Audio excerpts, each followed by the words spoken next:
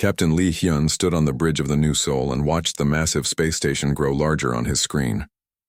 The Galactic Council's headquarters was bigger than any city on Earth. Its metal walls sparkled with millions of lights, and ships from dozens of alien races moved around it like insects around a bright lamp. "Captain, we're getting their docking instructions," said his communications officer. The young woman's voice was steady, but Lee Hyun could hear the nervousness underneath. This was humanity's first big meeting with the Galactic Council since joining 10 years ago. "Follow their directions exactly," Lee Hyun said. "We don't want to give them any reason to complain about us." Behind him, Ambassador Park Min-ji checked her formal dress one more time. She was a small woman with sharp eyes and gray hair pulled back tight. She had been Earth's top diplomat for 20 years, but even she looked worried today. "Ambassador, you should know something," Lee Hyun said quietly. "My ship's sensors picked up a lot of military vessels around the station, more than usual for a diplomatic meeting." Park Min-ji nodded. "I expected that. The Council has been less friendly to us lately. Our colonies are doing too well, and it's making some of the older species nervous. The New Seoul was not a warship. It was built for carrying diplomats and supplies between Earth's colonies. It had only basic weapons and shields." Looking at all the alien military ships around them, Lee Hyun felt like a mouse walking into a room full of cats. The docking went smoothly. Park Min-ji and her team put on their breathing masks and walked through the connecting tube into the station. The air inside was safe for humans, but it smelled strange, like metal and something sweet that made their noses itch. The council chambers were huge. The ceiling was so high that clouds could have formed inside. 7 different alien species sat on platforms around a central floor where Park Min-ji and her team had to stand. The aliens looked down at the humans like judges looking at criminals. The Veltani spoke first. They looked like tall, thin people made of blue glass, and their voice sounded like wind chimes. "Humans of Earth, you have been called here because your species has become a problem." Park Min-ji kept her face calm.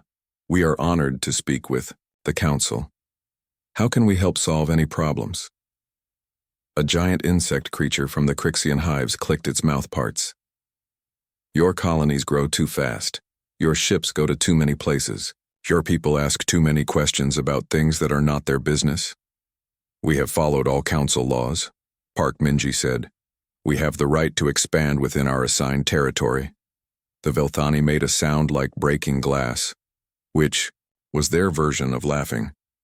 "Rights are given by the council, not taken by junior species. You have had 10 years to learn your place. You have failed." Another alien, this one looking like a walking tree with too many arms, spoke up. "The council has decided on new rules for humanity. You will follow these rules or face the consequences." Park Min-ji felt her heart beat faster, but she kept her voice steady. "What are these rules?" The insect creature pulled up a hologram that showed a map of human space. Red lines appeared across most of it. "You will give up 70% of your colonies. The people living there will be moved to your remaining worlds." "That's impossible," Park Min-ji said. "We have millions of people on those worlds. They've built homes, farms, cities."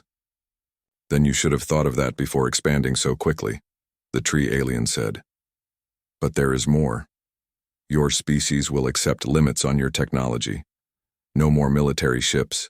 No more weapons research. No more exploration beyond your assigned borders." Park Min-ji looked around at all the alien faces staring down at her. Some looked bored. Others seemed pleased. None looked sympathetic. "And if we refuse?" she asked. The Velthani's blue skin grew brighter. "Then the council will enforce these rules. We have done this before with other species who forgot their place. It is not pleasant, but it is effective." "You're talking about war against innocent people," Park Min-ji said. "We're talking about maintaining order," the insect creature buzzed. "The galaxy has been peaceful for 500 years because the council keeps younger species from causing trouble. Your people are too aggressive, too unpredictable. You must be controlled." Park Min-ji thought about all the human colonies she had visited. Families working on farms, children playing in schools, scientists making discoveries that helped everyone. These aliens wanted to destroy all of that because they were afraid. I need to discuss this with my government, she said. You have 6 months, the tree alien said. Give us your answer then. Accept the new rules or face the consequences. The meeting was over. Park Minji and her team walked back to their ship in silence. The alien creatures they passed in the hallway stared at them with curiosity, like they were looking at animals in a zoo. Back on the new Sol, Lee Hyun saw the look on Park Minji's face and knew the news was bad. How bad? He asked. They want to cut us down to nothing, Park Minji said. She told him about the demands while her team prepared their report for Earth. Are we going to accept? Lee Hyun asked. Park Minji looked out at the alien space station through the ship's window. I've spent my whole career trying to make peace with other species, but some demands are too much to accept. Then what do? We go home and tell our people what's coming. The trip back to Earth took 3 days. During that time, Park Minji sent coded messages ahead so the government would be ready. She also spent long hours looking at the intelligence reports about Council military forces. The aliens had thousands of ships, but most were old. They had been built for peace missions and ceremony, not real fighting. The Council hadn't fought a war in centuries. Their soldiers were more like police officers than real warriors. That gave Park Minji an idea. When they reached Earth, Admiral Kim Soo was waiting at the space dock. He was a big man with gray hair and scars on his hands from his days as a young officer. He had fought in Earth's last war 20 years ago before humanity reached the stars. Ambassador, I've read your preliminary report, Kim Soo said as they walked through the station. These aliens don't understand humans very well. Do they? No, they don't, Park Minji agreed. They think we're just another species they can push around. They're about to learn differently. The United Earth Assembly met in emergency session that night. Representatives from every nation and colony listened as Park Minji gave her full report. The chamber was quiet when she finished. President Song Han-yul, a woman who had led Korea before taking the Earth presidency, spoke first. So our choices are surrender or war. Those are the choices they gave us, Park Minji said. Admiral Kim Soo stood up. Madam President, I request permission to address the Assembly. Song Han-yul nodded. Kim Soo walked to the center of the chamber. His voice was deep and clear. The Galactic Council made a mistake today. They think they know what humans are like because they've watched us for 10 years. They see us building farms and schools, making art and music, caring for our families. They think this means we're soft. He paused and looked around the room. They forgot to ask what we were like before we reached the stars. They forgot that we're the species that survived ice ages and plagues, that fought wars with swords and cannons and nuclear weapons. They forgot that we're the ones who looked up at the stars and decided to go there, even when everyone said it was impossible. The Assembly was completely quiet now. The Council wants to clip our wings before we learn to soar, Kim Soo continued. Instead, they've just taught us why we need talons. Representative after representative stood to speak. Some talked about their colonies, their families, their dreams for humanity's future. Others talked about the cost of war and the risks they would face. In the end, the vote was unanimous. Humanity would not accept the Council's demands. President Song Han-yul signed the formal response that night. It was short and simple. To the Galactic Council, we respectfully decline your offer. Humanity will keep its colonies, its freedom, and its right to reach for the stars. If you wish to take these things from us, you are welcome to try. The message was sent to the Council station the next morning. 3 hours later, Admiral Kim Soo received orders to begin immediate military preparations. Earth's shipyards, quiet for years, began to hum with activity. Mining ships headed out to the asteroid belt to gather materials. Factories that had been making civilian goods switched to military production. On his flagship, the old cruiser Incheon, Kim Soo looked at reports from across human space. Every colony was preparing for war. Every family was making sacrifices. Every person understood what was at stake. His communications officer brought him a message from the Galactic Council. It was from the insect creature who had spoken at the meeting. Humans are fools, the message said. In 6 months, we will remind you why the Council rules the galaxy. Prepare to learn the price of defiance. Kim Soo deleted the message and called his staff together. "Ladies and gentlemen," he said, "we have 6 months to build a military that can fight the entire galaxy. Some people would say that's impossible." His officers looked grim. The numbers were against them. Humanity had 12 billion people spread across 40 worlds. The Council had trillions of beings across thousands of systems. Director Choi Jin had not slept in 3 days. His eyes were red and his hands shook from too much coffee, but he couldn't stop working. In 6 months, humanity would face the largest military force in the galaxy. Right now, they had almost nothing to fight with. The shipyards around Earth had been quiet for years, building only passenger ships and cargo haulers. Now they buzzed with activity day and night.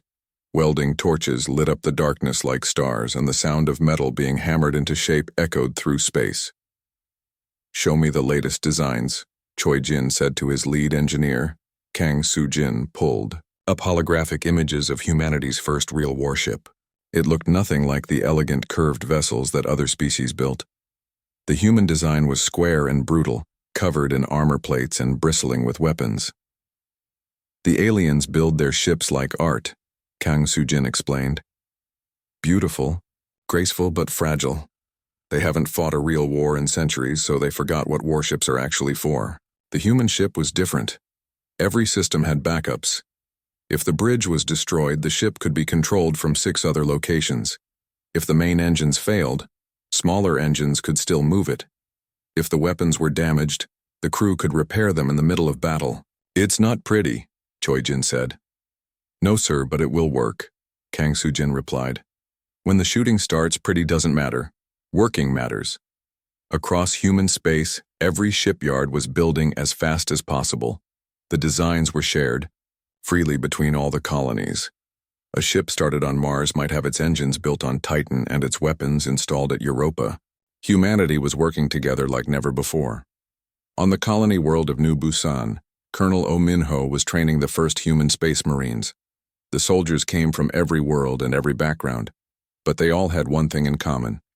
They were volunteers who refused to surrender. "The aliens fight wars like a game," Oh Min-ho told his troops. "They stand far apart and shoot energy beams at each other until one side gives up. They haven't done boarding actions or close combat in so long that they don't remember how." The Marines trained for a different kind of war. They learned to fight in the narrow corridors of spaceships, to use explosives and projectile weapons, to keep fighting even when their equipment was damaged or destroyed. Private Nam Gisu raised his hand. "Sir, what if their armor is too strong for our weapons?" Oh Min-ho smiled grimly. "Then we get closer. If bullets don't work, we use blades. If blades don't work, we use our hands. The aliens have forgotten something important. Sometimes the best weapon is the will to win."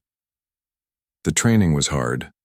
The Marines learned to fight in zero gravity, in damaged ships with no air, in the dark when all the lights were shot out. They learned to repair their equipment with whatever they could find, to keep fighting when they were outnumbered, to never give up. But the real war preparation wasn't happening in the shipyards or training camps. It was happening in the intelligence offices, where people like Yu Da-eun worked in secret to learn about humanity's enemies. Yu Da-eun had been born on one of the outer colonies, but she looked enough like some alien species to pass as a traitor from the border worlds. She had spent 2 months traveling through Council space, watching and listening. What she found surprised her. The Council's military was huge, but it was also soft. Their officers had inherited their positions from their families.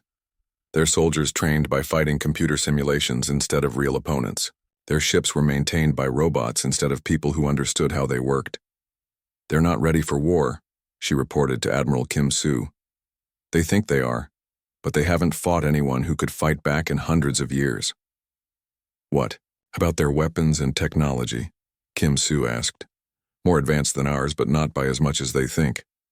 And here's the important part. They don't know how to fix things when they break. They just build new ones." That gave Kim Soo an idea. Human ships would be built to be repaired in battle. Human crews would know every bolt and wire on their ships. When something broke, they wouldn't need to call for help. They would fix it themselves and keep fighting. The months passed quickly. Every day brought news of new ships launching, new weapons being tested, new Marines finishing their training. But everyone knew it wouldn't be enough. The Council had thousands of years and unlimited resources. Humanity had 6 months and determination. Engineer Kang Soo-jin worked 18 hours a day designing weapons that would work against alien shields. The Council's energy barriers could stop most attacks, but they had one weakness. They were designed to block energy, not solid objects moving at high speed. Railguns, she told her team. We accelerate metal slugs to incredible speeds and shoot them through their shields. Simple, brutal, effective. The first test was successful. A chunk of tungsten weighing only a few pounds punched through 3 layers of alien shield technology and kept going. The energy required was enormous, but human ships were being built, with massive power plants to handle it. On New Busan, Colonel Oh Min-ho received reports from Marines training on other worlds. They were all learning the same hard lessons. The aliens had better individual equipment, but humans worked better as teams. Alien soldiers followed orders exactly, but humans could think and adapt when plans went wrong. We can't match them ship or soldier for soldier, Oh Min-ho told his officers. But we can outthink them and outfight them. When they expect us to retreat, we attack. When they expect us to defend, we maneuver. We make this war so confusing and brutal that their advantages don't matter. Back on Earth, Admiral Kim Soo watched the first human dreadnought take shape in the orbital shipyards. The Inchin's Fury was 10 times larger than the old cruiser he used to command, and it carried enough weapons to destroy a small moon. But size wasn't what made him proud. It was the crew that would operate the ship. Every person on board had volunteered to risk their life for humanity's freedom. Every one of them understood that they might not survive the coming war. Captain Na Woo-jin would command the Inchin's Fury. She was young for such responsibility, but she had earned it by being the best tactical officer in the human fleet. She understood something that the aliens had forgotten. War wasn't about having the best equipment. It was about using what you had more effectively than your enemy used theirs. Admiral, we're getting reports from our scouts, Na Woo-jin told Kim Soo. The Council is assembling their enforcement fleets. They're not hiding it. They want us to see how big their force is. Kim Soo looked at the intelligence reports. The Council was bringing enough ships to glass every human world twice. Over. By every logical calculation, humanity should surrender immediately. What do you think, Captain? Kim Soo asked. Na Woo-jin smiled. I think they're about to learn that humans don't do math the same way they do. With 1 month left before the deadline, Director Choi Jin finally allowed himself a few hours of sleep. When he woke up, he looked out at the shipyards and saw something that made him proud. Dozens of human warships floated in formation, their hulls gleaming with fresh armor, their weapons charged and ready. They weren't as pretty as alien ships, but they looked dangerous. More importantly, they looked determined.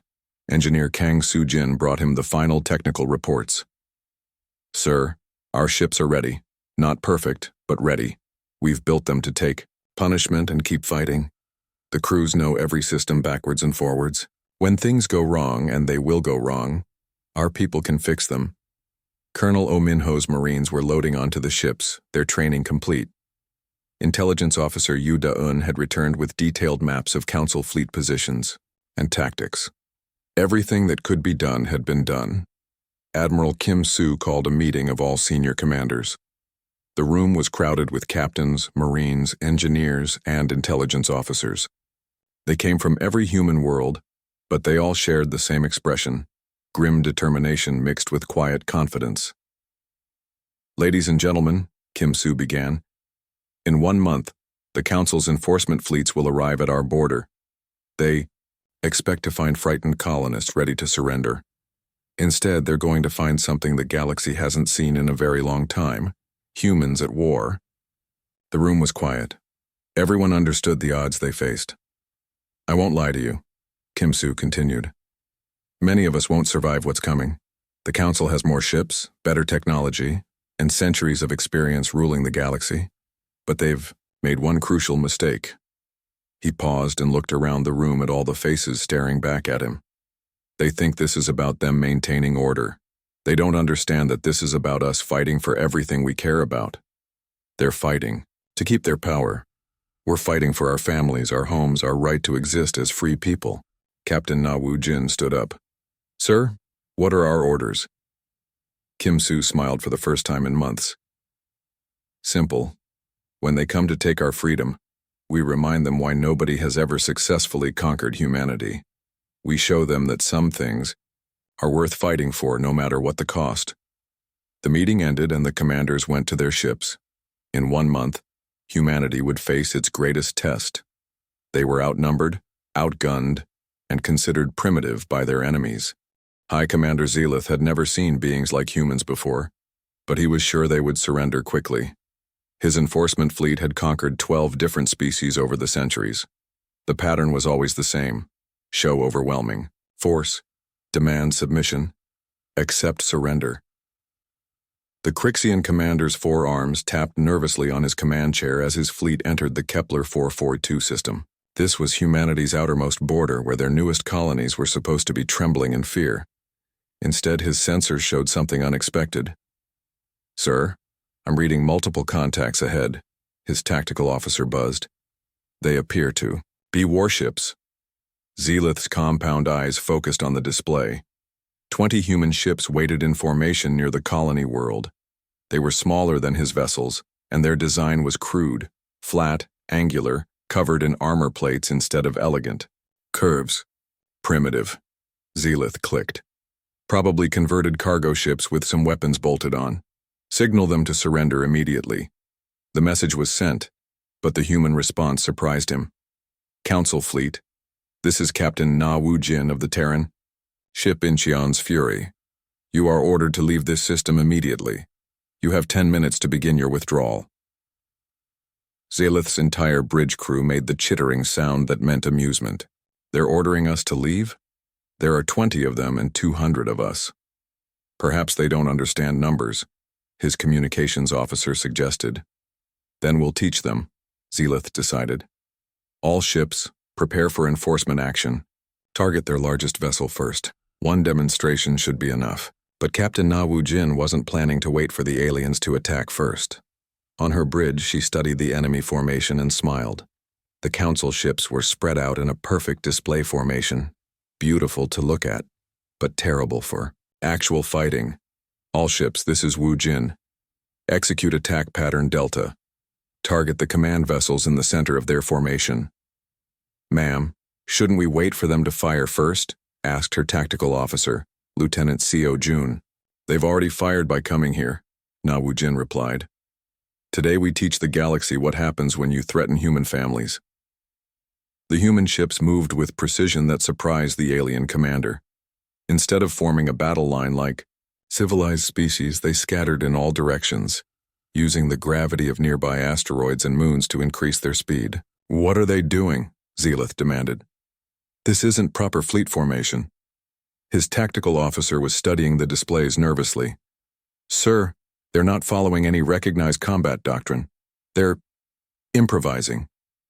The first human attack came from an unexpected direction. 3 destroyers had used a moon to hide their approach, then launched a volley of kinetic projectiles at the Council flagship.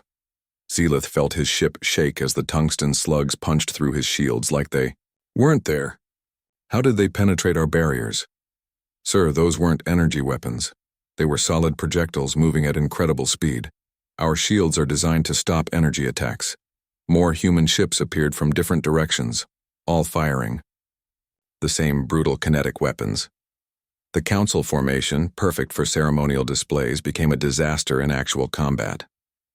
Ships couldn't support each other without risking hitting their allies. On the Incheon's Fury, Gunner Sergeant Bae Hyun-woo coordinated the main battery fire. The massive railguns required enormous power, but they could punch through any shield the aliens had. Target acquired, Bae reported.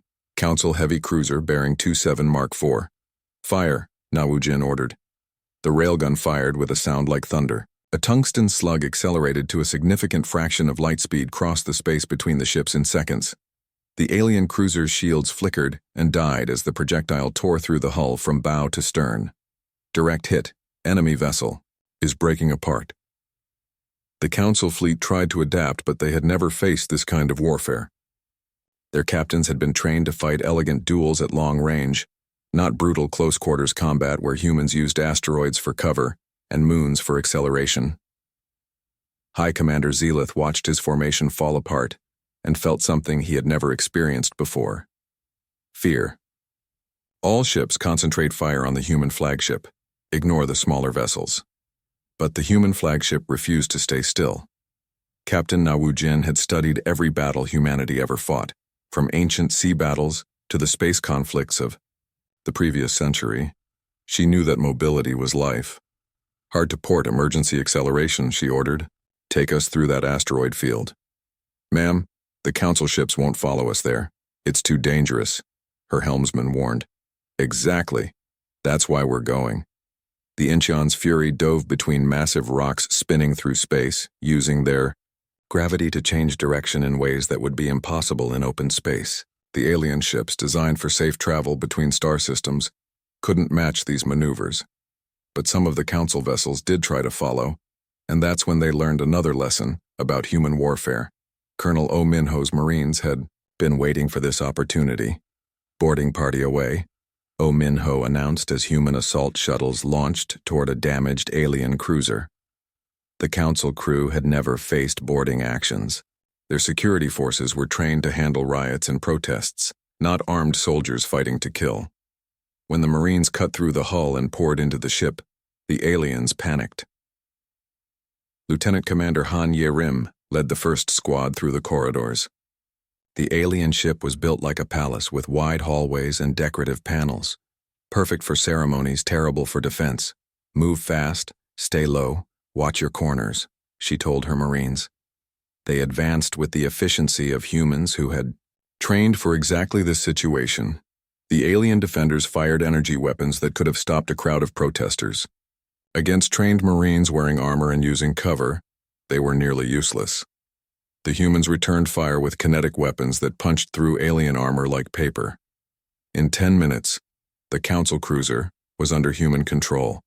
The alien crew, those who survived, huddled in surrender positions they had seen in historical records but never expected to use.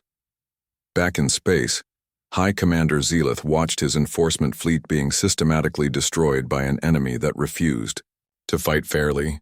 Human ships appeared from impossible angles, fired devastating volleys, and disappeared before his forces could respond. Sir, we've lost 43 ships, his tactical officer reported. Enemy losses are minimal. How many? 2 human ships damaged, none destroyed. Zelith felt his worldview crumbling. The enforcement fleet was supposed to be invincible. They had conquered species across the galaxy. How were these primitive humans defeating them so easily? The answer was simple, though Zelith couldn't understand it. The Council had spent centuries fighting weak opponents who followed the rules. Humans had spent their entire history fighting each other, learning lessons that the aliens had forgotten. Captain Nawu Jin demonstrated one of those lessons when she ordered a maneuver that no alien commander would consider. All ships, ramming, speed, target the enemy command vessel. Ma'am, that's suicide, her helmsman protested. No, that's tactics, execute the order. The Incheon's Fury accelerated directly at Zelith's flagship, its armor glowing red from atmospheric friction as it dove toward the alien ship. At the last second, Na Wujin ordered emergency deceleration and fired every weapon the ship had. The alien flagship, caught completely off guard, took the full volley at point-blank range. Its shields collapsed, its hull cracked open, and atmosphere began venting into space. This is impossible, Zelith chittered as his ship died around him. Humans are supposed to be primitives. How are they doing this? Communications officer Shin Bo-young had been recording everything, broadcasting the battle across human space in real time. Every human colony watched as their small fleet dismantled the mighty Council enforcement force. People of humanity, she announced, today we show the galaxy what happens when free beings are threatened. Today we prove that courage matters more than numbers. The battle lasted 6 hours. When it ended, 70% of the Council fleet was destroyed or captured. The surviving ships fled toward the galactic core, carrying news that would shock The entire council, High Commander Zelith, barely alive in a damaged escape pod, managed to send one last message to his superiors. The humans, they don't fight like civilized beings. They fight like they're trying to kill us. They use tricks and traps and weapons we've never seen. They board our ships and fight in our corridors. They ram our vessels and fire at point-blank range. This isn't warfare as we know it. This is barbarism. But the humans weren't finished. Captain Na Wu-jin knew that winning one battle meant nothing if they couldn't follow up. She called her fleet commanders together for a quick meeting. "We've proven we can fight them," she said. "Now we need to prove we can beat them. Every ship that escaped will report back to the council. They'll send a bigger fleet next time." "What do you recommend, Captain?" asked Commander Park Jin-ho of the destroyer Swift Arrow. "We don't wait for them to come back. We take the fight to them." Intelligence Officer Yu Da-eun had prepared for this moment. "I have the locations of 3 council supply bases within striking distance. If we hit them fast and hard, we can slow down their reinforcements." Ambassador John Mi-kyung had expected to spend her career negotiating trade deals and cultural exchanges. Instead, she found herself in a secret meeting on a neutral station, talking to representatives from 12 different species who all wanted the same thing: freedom from the Galactic Council. The meeting was dangerous. If the Council discovered it, everyone present would face severe punishment. But the news of humanity's victory had spread across the galaxy like wildfire, and desperate species were taking desperate chances. The humans really defeated a council. "Enforcement fleet?" asked the delegate from the Zerani, a species of aquatic beings who had been forced to give up their ocean world centuries ago. "Not just defeated," John Mi-kyung replied. "Destroyed. 70% casualties with minimal human losses. The Council's military isn't as invincible as they claimed." A reptilian Scorvan delegate hissed softly. "My people have served the Council for 400 years. We thought resistance was impossible." "Everything is possible if you're willing to pay the price," John Mi-kyung said. "The question is whether your people are ready to fight for their freedom." The meeting lasted 6 hours. By the end, humanity had its first allies. Not powerful ones, but species with knowledge of Council operations, hidden resources, and most importantly, the will to resist. But the Council wasn't sitting idle. Supreme Councillor Thexmore, eldest of the Velthani, had called an emergency session. The 7 founding species gathered to address what they saw as the greatest threat to galactic order in millennia. "The human problem must be ended immediately," Thexmore announced, his blue form radiating anger. "Their victory has inspired unrest across 17 systems. If we don't act decisively, we'll face rebellions everywhere." The Crixian representative clicked his mandibles nervously. "High Commander Zelith's report suggests the humans have military capabilities we didn't expect. Perhaps negotiation—" "There will be no negotiation with terrorists," Thexmore interrupted. "We will use the ancient weapons, the planet crackers that haven't been deployed in 5 centuries. We'll destroy their newest colony as an example to others." The chamber fell silent. The planet-cracking weapons were relics from the Council's early expansion, devices so terrible that they had been sealed away when the galaxy achieved peace. Using them again would cross a line that hadn't been approached in hundreds of years. But Thexmore was beyond caring about lines. "Ready the siege?" "Fleet. We'll target their colony at New Busan. When that world dies, every species in the galaxy will remember why the Council rules." The message reached human space through Yu Da-eun's intelligence network. Admiral Kim Soo read the report twice, his face growing grim. "They're really going to use planet killers?" asked Captain Na Wu-jin, who had been recalled to Earth for strategic planning. "It appears so," Kim Soo said. "New Busan has 4 million people. The Council is willing to commit genocide to maintain their power. Then we stop them," Na Wu-jin said simply. "With what? Our entire fleet is maybe 50 ships. The siege fleet will have thousands plus the planet cracker weapons." Fleet Admiral Lim Jun-seo had been studying star charts while they talked. He was an older man who had served in exploration missions before the war began, and he understood space navigation better than anyone alive.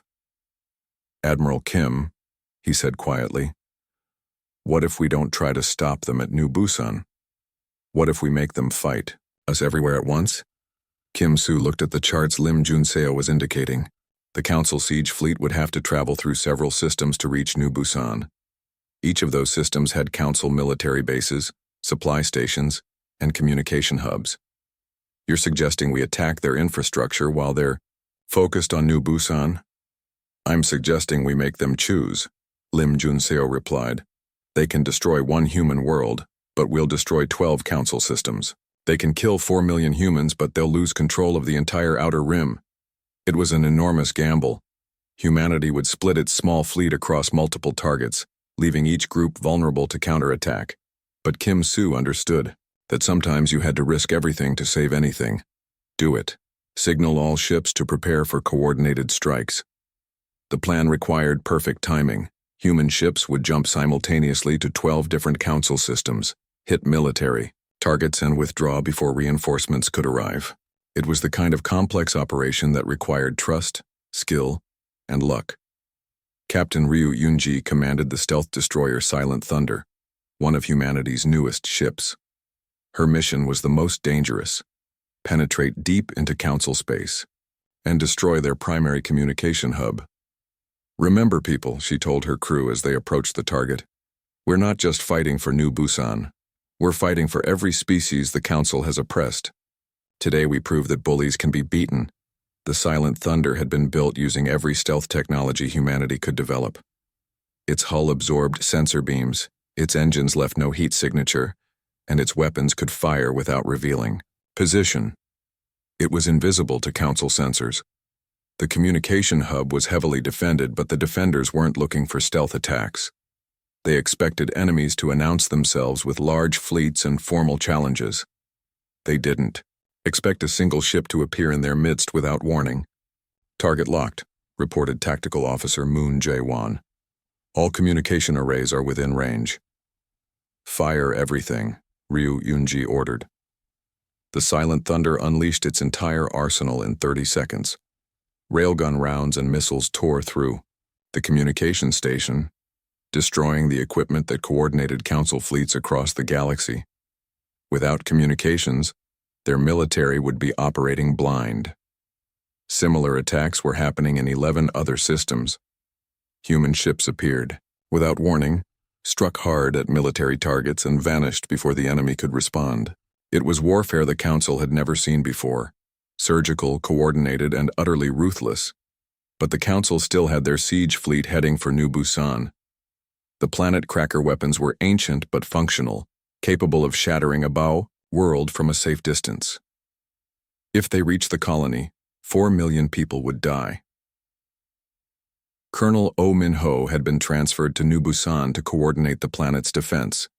He knew the odds were hopeless, but he also knew that giving up wasn't an option. We can't stop a planet cracker weapon, he told the colony's governor Lee Sung-min, but we can make sure the galaxy knows what the Council is willing to do. Communications Officer Shin Bo-young had been assigned to New Busan specifically to broadcast the coming attack. Every species in the galaxy would watch as the Council committed genocide to maintain power. Governor Lee, we're receiving reports from across human space, she announced. Our attacks on Council systems have been successful. Their military coordination is severely damaged. What about the siege fleet? Lee Sung-min asked. Still coming. They'll arrive in 6 hours. Oh Min-ho gathered his Marines and the colonial militia. They couldn't save their world, but they could make the Council pay for destroying it. People, we all knew this day might come when we chose to resist. The Council wants to make an example of us. Instead, we're going to make an example of them. The defense preparations were desperate but determined. Every person on New Busan who could hold a weapon prepared to fight. They knew they couldn't win, but they could show the galaxy what free people looked like when facing annihilation. But help was coming from an unexpected source. Captain Na Woo-jin had taken the Incheon's Fury and 3 other ships on a desperate mission. Instead of attacking Council infrastructure, she was racing to intercept the siege fleet. Captain, this is suicide, her tactical officer warned. 4 ships against a fleet of thousands? Maybe, Na Woo-jin replied. But I have an idea.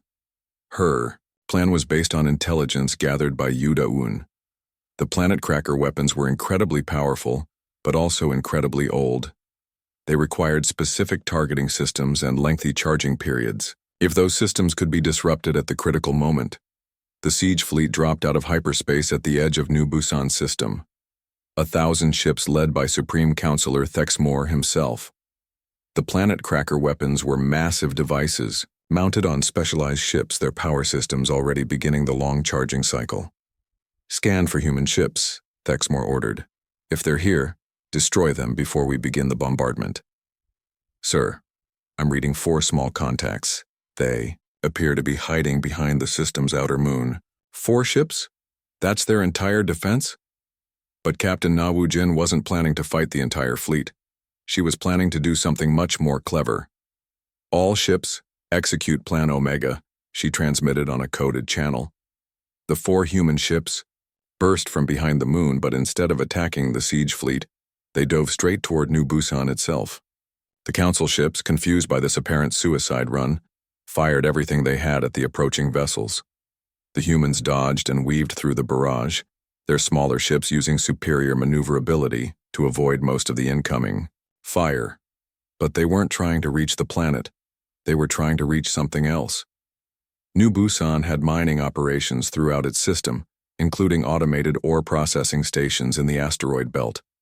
Those stations used massive power plants and industrial equipment that, with the right modifications, could generate enormous electromagnetic pulses. President Song Ha-neul stood at the same podium where the Galactic Council had once threatened humanity with extinction. 2 years had passed since that ultimatum, and the galaxy was a very different place. The chamber that once held 7 arrogant, alien rulers now hosted representatives from 200 species, all equal members of the Terran Alliance. Friends and allies, Song Ha-neul began, her voice carrying to every corner of the vast chamber. Today we celebrate not the victory of humans over aliens, but the victory of freedom over oppression. In the audience, former Counselor Vex Thara sat with other representatives from the original council species. The proud Velthani looked older now, her blue skin dimmed by defeat and shame. She had come to ask for something she never thought she would need: mercy from the species she had once tried to destroy. The transformation of the galaxy had been swift, but not brutal. Admiral Kim Soo, now Supreme Commander of Alliance forces, had insisted on treating defeated enemies with respect. Former council worlds that surrendered were welcomed as equal members of the new order. Those that continued to fight were defeated quickly, but allowed to rebuild. We learned from humanity's history, Kim Soo had explained to his officers. The best way to end a war is to give your enemies a reason to want peace. Fleet Admiral Lim Jun-seo oversaw the Alliance's military expansion, but it was expansion with a different purpose. Instead of building fleets to conquer, humanity built ships to protect. The new Alliance vessels carried diplomats and teachers along with soldiers and weapons. Our job isn't to rule the galaxy, Lim Jun-seo told his captains. Our job is to make sure nobody else can rule it against people's will. Dr. Lee Sang-min had been appointed as the Alliance's chief historian, tasked with documenting the changes that were reshaping galactic civilization. His reports showed remarkable progress in just 2 years. Worlds that were strip-mined under council regulations are being restored, he wrote. Species that lived under technological restrictions for centuries are advancing rapidly, with human scientific cooperation. Population centers that were relocated by force are being rebuilt in their original locations. The former council species struggled to understand the new reality. They had expected conquest and subjugation, the same fate they had imposed on others. Instead, they found themselves offered partnership and equality. Ambassador Park Min-ji, the woman who had first rejected the council's demands, now served as humanity's primary diplomatic representative. She spent her days meeting with former enemies, helping them adjust to a galaxy where might did not automatically make right. The hardest part isn't forgiving them, she explained to President Song Ha-neul. The hardest part is helping them forgive themselves. Some former council members adapted quickly. The Crixians, despite their insect-like appearance, proved to have a strong sense of honor. When they realized their empire had been built on oppression, Many joined the Alliance military to help protect other species. The Velthani, proud and ancient, had more difficulty adjusting. Their entire culture was based on the belief that they were superior to younger species. Learning that they had been wrong about everything was devastating. Vexthara had requested a private meeting with Ambassador Park, the same room where they had first faced each other as enemies. The Velthani looked diminished now, her light flickering weakly. "I don't understand you people," Vexthara said. "We tried to enslave you. We would have destroyed your worlds if we could have. Why do you offer us friendship instead of revenge?" Park Minji considered the question carefully. "Because revenge doesn't solve anything. We didn't fight you because we wanted to hurt you, we fought because we wanted to be free. But we were your enemies. You were our enemies because you chose to be. Now you can choose to be our friends." Vexithara's light pulsed uncertainly. "What if we make that choice? What happens to my people?" "The same thing that happens to every species in the Alliance. You get to decide your own future." It was a concept that the former counselor found almost impossible to grasp. For thousands of years, the Velthani had either been rulers or subjects. The idea of simply being equals was foreign to them, but slowly, they were learning. Captain Lee Hyun, who had once commanded the small diplomatic vessel New Seoul, now captained one of the Alliance's largest exploration ships. The New Earth was 10 times the size of his old command, carrying scientists, diplomats, and a full Marine battalion. "Captain, we're approaching the Andromeda contact zone," his navigator reported. "First probe signals are coming in." Humanity's greatest project was just beginning. With the galaxy finally at peace, they were turning their attention to the neighboring galaxy of Andromeda, where their long-range sensors had detected signs of intelligent life. "Are we ready to meet new neighbors?" Lee Hyun asked his crew. "Yes, sir. And this time, we're bringing friends." The Alliance fleet that approached the Andromeda signals included ships from dozens of species. Humans had learned that diversity made them stronger, not weaker. Each species contributed their unique knowledge and abilities to the common cause. On the former Council homeworld, now the capital of the Terran Alliance, massive construction projects were reshaping the planet. Instead of the palatial chambers where a few beings had ruled billions, new buildings housed schools, hospitals, and research centers open to all species. Engineer Kang Soo-jin, who had designed humanity's first warships, now worked on something very different: space habitats that could house millions of beings from different species in comfort and harmony. The Council built monuments to their own power, she explained to her diverse team of assistants. "We're building homes for everyone." Colonel Oh Min-ho had been promoted to general and now commanded the Alliance Marine Corps. But his Marines rarely fought battles anymore. Instead, they served as peacekeepers, disaster relief workers, and protectors of vulnerable populations. "Fighting is sometimes necessary," he told new recruits from a dozen different species. "But peace is always the goal." His Marines trained alongside soldiers from former enemy species, learning each other's techniques and sharing their knowledge. The brutal human fighting methods that had once shocked the galaxy were now taught as part of standard Alliance tactics, not for conquest, but for defense. Intelligence Officer Yu Da-un had become the Alliance's chief information coordinator, overseeing a network that connected every member world. But instead of gathering secrets for war, her organization shared knowledge for peace. "Information wants to be free," she often said. The Council failed because they tried to control what people could know. We succeed because we help everyone learn. The transformation wasn't complete and it wasn't always easy. Some species still struggled with the concept of equality. Some worlds needed help recovering from centuries of oppression. Some individuals couldn't let go of old hatreds and fears. But progress continued. Captain Ryu Yunji, former commander of the stealth destroyer Silent Thunder, now led Alliance exploration missions to uncharted systems. Her job was to make first contact with new species and invite them to join the growing confederation. "We've learned from our mistakes," she told each newly discovered civilization. "The galaxy is big enough for everyone to be free." Most species accepted the Alliance's invitation.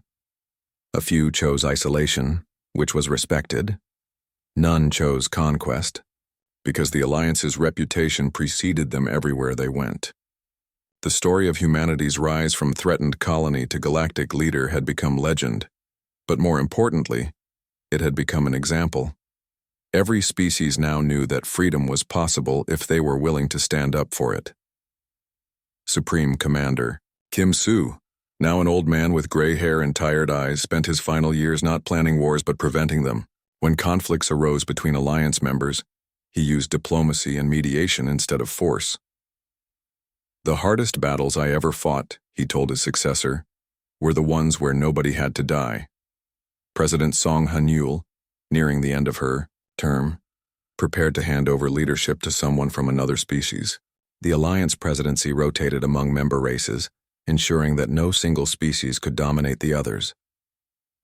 "Humanity had its turn to lead," she said in her farewell address. "Now we get to do something even better. We get to be partners." The ceremony where she transferred power took place in the same chamber where the old council had once demanded humanity's surrender.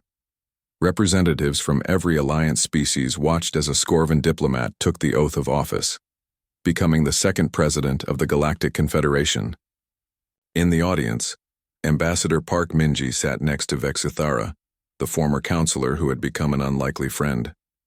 The Velthani had adapted to the new galaxy better than most of her people, serving as an advisor on how to help other former oppressor species adjust to equality. "Do you ever regret it?" Vexithara asked quietly. "Fighting us instead of accepting our terms?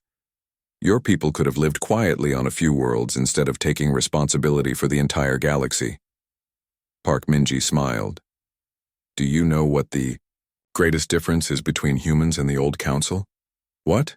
You saw responsibility as a burden. We see it as an opportunity."